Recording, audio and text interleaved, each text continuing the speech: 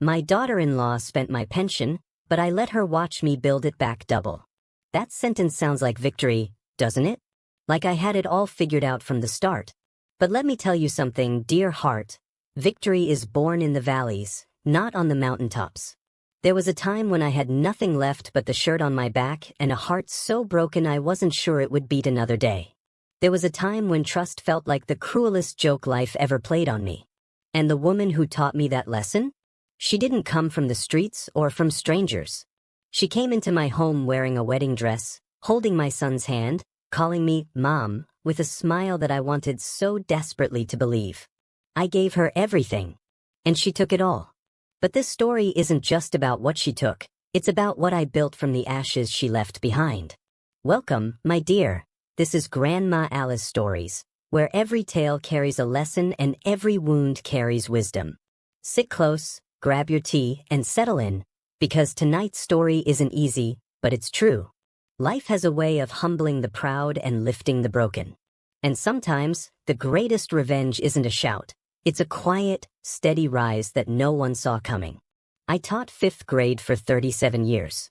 37 years of spelling tests, scraped knees, and children who couldn't afford lunch. I bought sandwiches out of my own pocket more times than I can count. I stayed late to tutor the ones who struggled. I showed up early to unlock the doors because some of those kids, bless them, needed a warm place to sit before the chaos of home swallowed them whole again. I wasn't rich. Not even close. But I was steady. And when you're steady for 37 years, you earn something precious. A pension. It wasn't a fortune, but it was mine. Every month, that check came in like clockwork, $1,847. Enough to cover my rent, my utilities, my groceries, and a little left over to send birthday cards with a $20 bill tucked inside to my grandbabies. I retired at 65. My knees were shot. My back ached. But my heart? My heart was full. My son, Daniel, had grown into a good man, or so I thought. He worked as a mechanic, had a steady job, and when he told me he was getting married, I cried happy tears. I wanted him to have what his father and I had before cancer took my husband too soon. Partnership, love, a home filled with laughter. Her name was Linda. She was beautiful, I'll give her that. Tall and polished, with hair that always looked like she'd just stepped out of a salon. She wore perfume that cost more than my monthly water bill. And when Daniel introduced us, she hugged me tight and said, "I've always wanted a mother-in-law who felt like a real mom." I melted. God help me, I melted. They got married in a small ceremony at the courthouse, and afterward, I hosted a little reception in my backyard. I made potato salad, fried chicken, and a lemon cake from scratch. Linda smiled through it all, though I noticed she barely touched the food. Later, I overheard her whisper to a friend, "It's sweet, but I can't wait until we can afford something classier." I pretended I didn't hear it. Love, I told myself, takes time to grow. A few months after the wedding, Daniel came to me with a request. They were struggling to save for a house, he said. Rent was high. Linda had student loans. Could they move in with me for a little while? Just until they got on their feet? I didn't hesitate. Of course, I said. Family helps family. Linda moved into my guest room with 14 suitcases, 3 boxes of shoes, and a smile that still didn't quite reach her eyes. But I told myself I was imagining things. She was adjusting. Marriage is hard. I wanted to be the kind of mother-in-law who made space, not problems. The first few weeks were fine. She cooked dinner a few times, fancy meals with ingredients I couldn't pronounce. She complimented my garden. She even helped me organize my closet, though she kept suggesting I throw away clothes that were outdated. I laughed it off. Different generations, different tastes. But then my arthritis got worse. My hands swelled so badly some mornings that I couldn't grip a pen, let alone walk the 6 blocks to the post office to deposit my pension check. Linda noticed me wincing one day as I tried to button my coat. "Mom," she said softly, "why don't you let me help you? You can add me to your account, and I'll handle your deposits and bills. You shouldn't have to suffer like this." I looked into her eyes. She seemed sincere. My son trusted her. And I was tired, so tired. "Are you sure it's not too much trouble?" I asked. Not at all, she said, squeezing my hand gently. That's what family does. So I did it. I went to the bank, signed the papers, and added her name to my account. The teller asked me twice if I was sure. I remember feeling almost offended. Of course I'm sure, I thought. She's my daughter-in-law. She's family. For the first month, everything seemed normal. My bills were paid on time. The light stayed on. The water ran. I didn't check my balance because I didn't think I needed to. Linda was handling it and I was grateful. But then I started noticing things. New purses appeared in the hallway, designer brands with logos I recognized from magazine ads. Linda's nails were always freshly manicured, painted in colors that changed every week. She wore different jewelry every day. Gold hoops, silver chains, bracelets that caught the light. Wow, I said one morning, admiring a pair of earrings. Those are lovely. Special occasion. She shrugged. Just treating myself. I work hard, you know. I nodded, but something felt off. She didn't have a job. Daniel worked, yes, but his salary barely covered their car payment and insurance. I told myself not to be paranoid. Maybe she had savings. Maybe her parents sent money. It wasn't my business. But then I went to the ATM to pull out $40 for groceries. Insufficient funds. I stared at the screen. That couldn't be right. My pension had just come in 5 days ago. I tried again. Insufficient funds. My chest tightened. I drove to the bank, my hands shaking on the steering wheel. The teller pulled up my account, and her face went pale. "Mrs. Alice," she said quietly, "your balance is $17. "That's impossible," I whispered. "I just got my pension." She turned the screen toward me. Withdrawal after withdrawal. Luxury boutiques. Jewelry stores. Restaurants I'd never heard of. All signed off with Linda's name. I couldn't breathe. I drove home in a fog. I don't even remember the route I took. When I walked through the front door, Linda was sitting on my couch, scrolling through her phone, a shopping bag from Nordstrom at her feet. "Linda," I said, my voice barely steady, "we need to talk." She looked up, irritated. "About what?" "About my pension. About my account. About where all my money went." Her face didn't change. No guilt. No panic. Just an annoyance. "Oh, that," she said, waving her hand dismissively. "Relax. I borrowed a little. I'll pay you back." "A little?" My voice cracked. "You took everything. I have $17 left. I can't buy groceries. I can't pay my prescriptions. God, you're so dramatic." She stood up, crossing her arms. "You're old. You don't need much. What are you even spending money on? You just sit here all day." The room spun.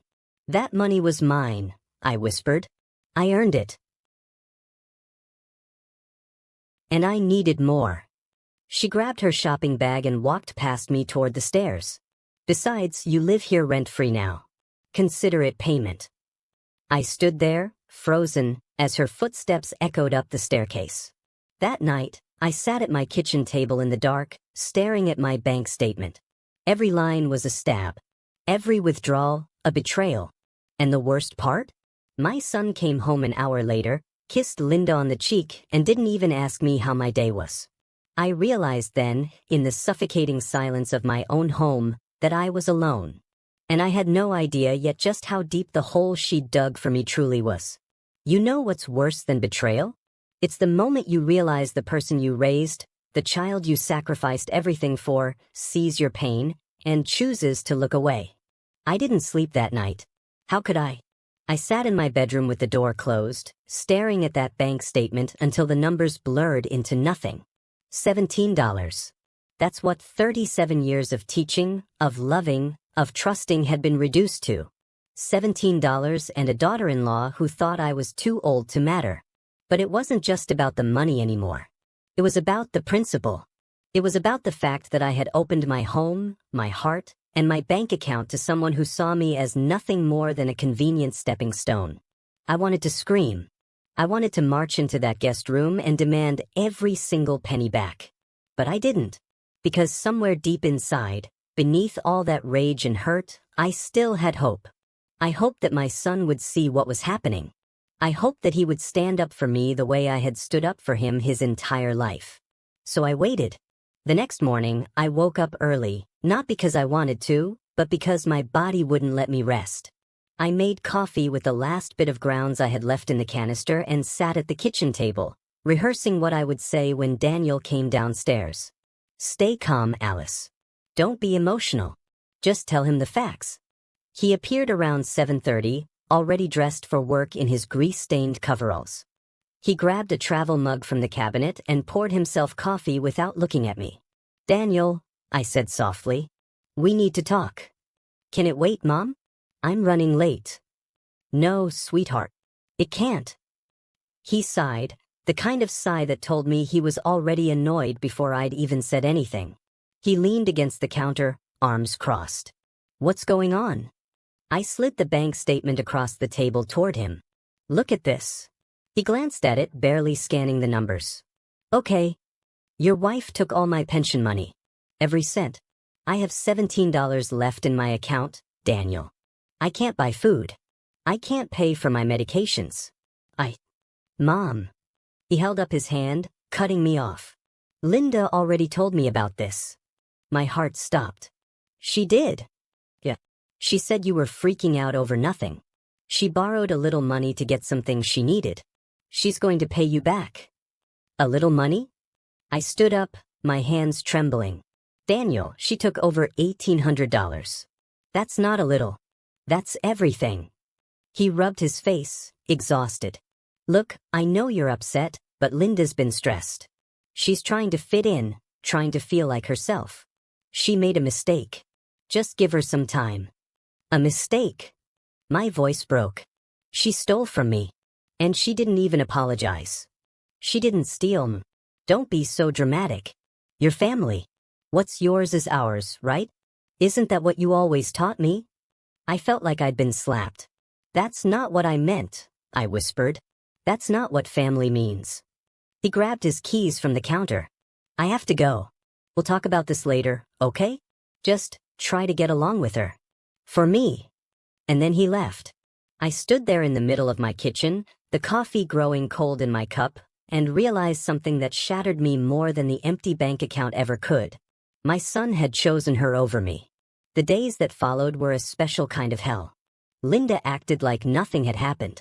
She floated through the house in her new clothes, humming to herself, reorganizing my cabinets without asking, redecorating my living room with throw pillows I never wanted. She cooked elaborate meals for herself and Daniel, leaving me a small plate as an afterthought, if she remembered at all. I stopped eating dinner with them. I couldn't stomach sitting at my own table, watching her laugh and flirt with my son while I wondered how I was going to afford my blood pressure medication. I called the bank to see if I could remove her from my account. The representative was kind but firm. Since I'd added her voluntarily, I couldn't remove her without her signature. I'd have to close the account entirely and open a new one, but that would take time, and my next pension deposit was set to go into the compromised account in 2 weeks. I was trapped. I started skipping meals. Not dramatically, just a little here and there. Toast for breakfast. A can of soup for lunch. Nothing for dinner. I told myself I wasn't that hungry anyway. The arthritis made it hard to cook, and my appetite had disappeared along with my dignity. But my body noticed. I started losing weight. My clothes hung loose. I felt dizzy when I stood up too fast. One afternoon, I fainted in the hallway. I woke up on the floor, my cheek pressed against the cold tile, my vision swimming. I don't know how long I'd been there. Long enough for my hip to ache. Long enough for the room to spin when I tried to sit up. I heard footsteps. Linda appeared in the doorway, holding a glass of wine. "Oh my God, are you okay?" she asked, but her voice was flat. Inconvenienced. I think I fainted. I managed. She didn't move to help me. She just stood there, sipping her wine. "You should probably eat more. You're looking kind of rough lately." I stared at her, too weak to even respond. "Well," she said after a long pause, "I have a nail appointment. Try not to fall again, okay? It's kind of stressful for everyone." And she walked away. I lay there on that cold floor for another 10 minutes before I found the strength to pull myself up using the wall. My hands were shaking. My heart was pounding. And something inside me, something I'd been trying so hard to protect, finally snapped. That night, after Daniel came home and kissed Linda like she was the only person in the world, I made a decision. I couldn't stay here anymore. This wasn't my home. Not anymore. It had become a prison, and I was the only one who saw the bars. I waited until they went to bed, and then I started packing. I didn't have much. A few changes of clothes, some photographs, my late husband's watch, a quilt my mother made before she passed. I folded everything carefully into a single suitcase, moving quietly so I wouldn't wake them. I found an old shoebox in my closet, the one where I kept emergency cash, $160 I'd hidden years ago for a rainy day. It wasn't much, but it was something. It was mine. I sat on the edge of my bed and looked around the room I'd slept in for 23 years. The room where my husband and I had whispered dreams in the dark. The room where I'd cried after his funeral. The room that no longer felt safe. I didn't cry. I was too tired to cry. I just whispered into the silence, I will survive this. Somehow. The next morning, I left a note on the kitchen table. Said, I'm leaving. I won't be a burden anymore. Take care of each other. I walked out the front door with my suitcase in one hand and my dignity in the other. I didn't look back. And I had no idea that leaving would be the first step toward building something they could never take from me. They say rock bottom is the worst place you can be. But let me tell you something, dear heart. Rock bottom is also the most honest place. Because when you've lost everything, when you're standing in the ruins of what used to be your life, you finally see clearly. No more illusions. No more pretending. Just the raw, unfiltered truth of who you are and what you're made of. I found a room to rent on the east side of town, the kind of place that smelled like old carpet and regret. It was a single room in a boarding house run by a woman named Mrs. Chin who asked no questions and accepted cash. $60 a week. A shared bathroom down the hall. A hot plate if I wanted to cook. The walls were thin enough that I could hear my neighbor's television through the plaster, and the window overlooked a parking lot where pigeons fought over discarded French fries. It wasn't much, but it was mine. And nobody there could take anything from me because I had nothing left to take. That first night, I sat on the creaky bed and ate a can of beans straight from the tin. I didn't even heat it up. I was too exhausted. Too empty. I stared at the peeling wallpaper and wondered how a woman who'd worked her entire life, who'd raised a son and taught hundreds of children, had ended up here. But I didn't let myself cry. Not yet. Tears were a luxury I couldn't afford. The next morning, I went looking for work. At 65, with arthritis in my hands and a resume that ended with retired teacher, nobody wanted to hire me. I applied at grocery stores, department stores, even a fast food restaurant where the manager was younger than my son. They all said the same thing, we'll keep your application on file. Translation, don't hold your breath. But on the fourth day, I walked into the public library, the same library where I used to take my students for field trips. The head librarian, Margaret, was someone I'd known for years. She looked up from her desk, and her face lit up with recognition. Alice? Alice Murphy? Is that really you? Hi, Margaret, I said, trying to keep my voice steady. I heard you might have some part-time positions available. She studied me for a moment, and I saw something in her eyes, not pity, but understanding. The kind that comes from knowing life doesn't always go according to plan. We have a shelving position, she said slowly. 15 hours a week. Minimum wage. It's not much, but I'll take it, I said before she could finish. She smiled. When can you start? Tomorrow. The work was simple but physical. I spent my shifts pushing a cart through the aisles, reshelving books, organizing the children's section, and helping patrons find what they needed. My hands ached by the end of each shift, and my feet throbbed in my worn-out shoes. But I showed up every single day, on time, with a smile on my face. Because I'd learned something in that boarding house room. Dignity isn't something someone gives you. It's something you carry within yourself, no matter where you are or how little you have. The library job paid $180 a week, barely enough to cover rent and food. But I was careful. I bought day-old bread from the bakery. I ate rice and beans. I walked everywhere to save bus fare. And slowly, dollar by dollar, I started saving again. At night, after my shifts, I began experimenting in the communal kitchen. I'd always been a good baker. It was one of the few things that brought me joy during those dark days. I made muffins, cookies, and small loaves of banana bread using overripe bananas the corner store was going to throw away. Mrs. Chun tried one of my blueberry muffins one morning and closed her eyes in delight. "Alice," she said, "this is incredible. You should sell these." "Sell them?" I laughed. Who would buy muffins from an old woman in a boarding house? "Everyone," she said firmly. "Trust me." So I did. I started small, baking a dozen muffins on Saturday mornings and selling them to the other tenants in the building. $2 each. They sold out within an hour. The next week, I made 2 dozen. Gone in 90 minutes. Mrs. Chen helped me set up a little table outside the boarding house with a hand-painted sign, "Grandma Alice's Homemade Goods." Word spread. People from the neighborhood started stopping by. The construction workers from down the street.